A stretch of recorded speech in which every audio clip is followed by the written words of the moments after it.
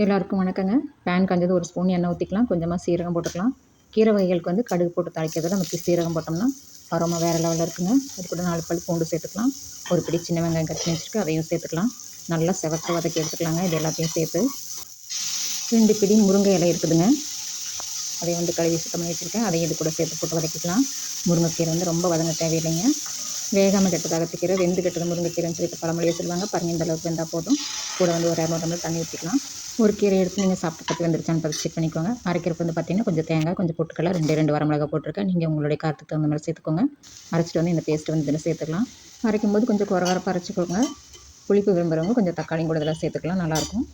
இதில் வந்து நம்ம தேவையான அளவுக்கு தண்ணி ஊற்றிக்கலாம். தண்ணி ஊற்றி ஒரு கொதி வந்துடட்டும். இதில் வந்து கொஞ்சம் மஞ்சத்தூள் சேர்த்துக்கலாம். தேவையான அளவுக்கு உப்பு போட்டுக்கலாங்க. நல்லா கலந்து விட்டுட்டு ஒரு கொதி வந்தோன்னே இறக்கிடலாங்க. அவ்வளோதான், நம்மளுடைய கீரை கூட்டு ரெடி ஆயிடுச்சுங்க. இந்த கூட்டு வந்து பார்த்திங்கன்னா ராகி களிக்கு ரொம்ப பெஸ்ட்டு சூப்பராக இருக்கும்.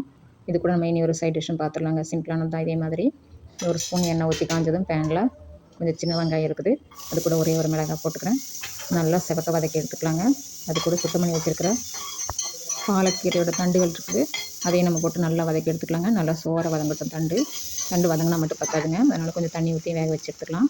நல்லா வெந்ததுக்கப்புறம் நசுக்கி பார்த்துட்டு நல்லா ஆறுனதுக்கப்புறம் மிக்ஸி ஜாரில் போட்டு அரைச்சி எடுத்துக்கலாங்க. நமக்கு இப்போ தண்டு துவையெல்லாம் ரெடி ஆயிடுச்சுங்க.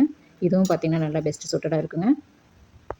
இன்றைக்கி ராகி களி பண்ணியிருக்கேன். அதுக்கு வந்து பார்த்திங்கன்னா பாலக்கீரையோட தண்டு துவையல், சிம்பிளான முருங்கைக்கீரை கூட்டு, அது கூட அவரைக்காய் கூட்டு, கூட வந்து முள்ளங்கி துவையல் இருக்குதுங்க. இது எல்லாமே இதுக்கு சூட் ஆகும். ட்ரை பண்ணி பாருங்கள். தேங்க்ஸ் ஃபார் வாட்சிங்.